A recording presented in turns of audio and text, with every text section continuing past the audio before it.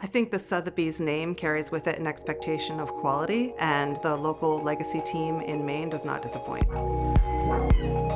As a New Yorker, my expectations are really high. I had worked with Sotheby's in New York City. It was only natural that I would work with Legacy Properties here in Portland.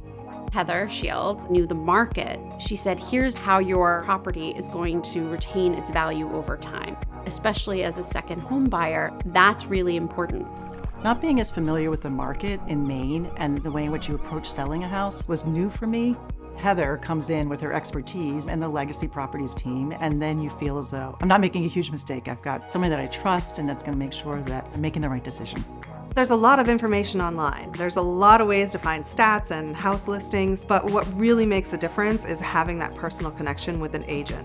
Working with Heather was such a great experience because she really was able to anticipate all the things that I was going to need to do in order to get the house on the market. She understands the data and she comes up with creative ideas for figuring out how to get transactions completed.